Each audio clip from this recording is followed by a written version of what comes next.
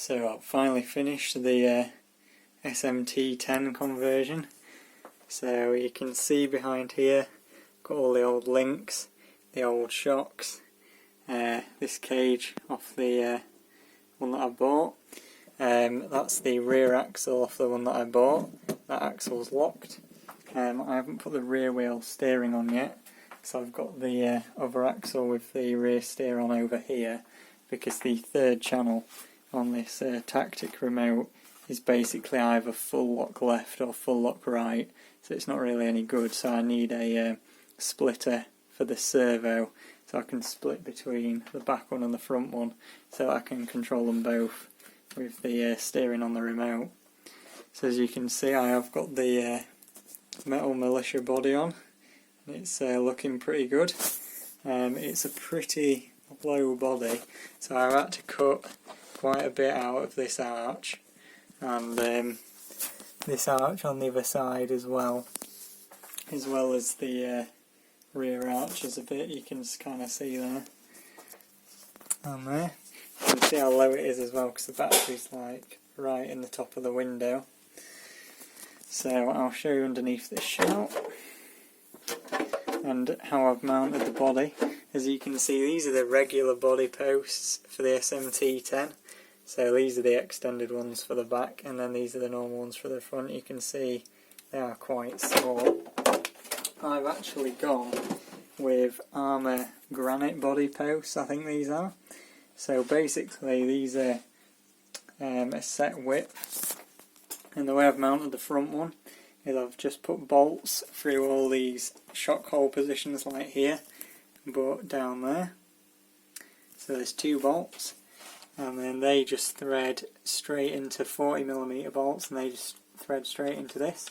This has got plenty of movement. It's also got a nice big pad around the top of here, which is one of the reasons I got these.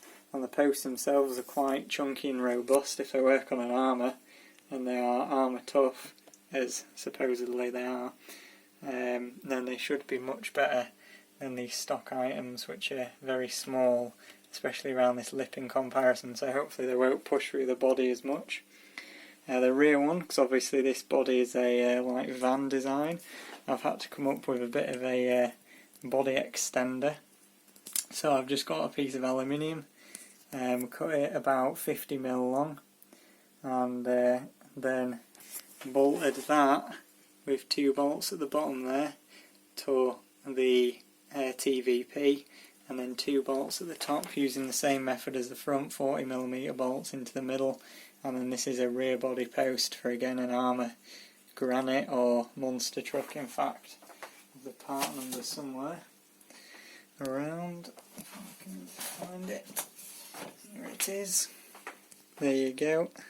That's the part number if you want to put them on your SMT10. And the widths of these body posts are exactly the same as the stock SMT10, by the way. As you can see, I haven't had to drill any other holes in there. That is where the stock body mounts. Now the front isn't quite lined up, so I just have to wiggle it around a bit, but it does go on. It just doesn't slip and slide all like it does on here, because these body posts are a bit thicker, as you can see. The other thing is as well, the back is a bit too low, so it kind of looks like the truck is slammed at the back, when in actual fact, if you look at the bottom links, the truck's taller at the back, so that's kind of to compensate for it. So I am actually going to shoe glue all inside this body, because it's actually nice and flat, unlike some of the other bodies I've been shoe gluing, so it should be a bit easier and make it last a bit longer, because I'm going to use that one for bashing, keep the Max D one as a sort of shelf queen body. Not that I ever look at it on the shelf. You can see it's got these piggyback shocks which came on the sort of donor car, and they actually are proper piggyback shocks. Like the oil reservoir does go into here, and then there's this little cap to fill them up as well. So I've filled them up as best I can. They are way too stiff. I've put 350 CST oil in, and they are a little bit too stiff. It could probably do with 200 or maybe 250, and we'll see. The front is a bit close on the servo clearance, as you will see here. With that front bar, it literally just misses with the suspension fully compressed, which is good. With my nuts, Bluebird servo, and you can see I've just got a 2S batch in there at the minute, so I'm just going to stick it on. Now the other thing I have is I ain't got the sway bars connected because these piggybacks are in the way, and also the links to the sway bar are a bit too long, as you can see, so I need shorter sway bar links if I want to use them. But the shock setup is so stiff at the moment that it should be okay for now. Now I'm just going to turn it on to show you my mental steering servo that I've got in here. Now this is on the ground, it's obviously fully loaded, it's got the battery in and everything, so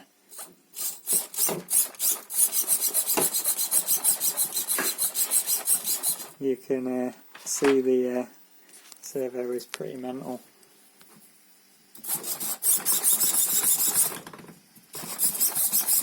It's actually moving on the servo mount quite a lot now. Oh dear me. I love that servo. It needs a BEC really to get the full potential out, but it is still pretty good on the stock Hobbywing Max 10 ESC. That is the 60 amp version. So yeah, I should be running this at some point in the near future, and we'll see how it goes. But that's it for now. It's raining outside and it's like midnight, so I'm going to end this one and tidy up this mess. So that's it. Goodbye.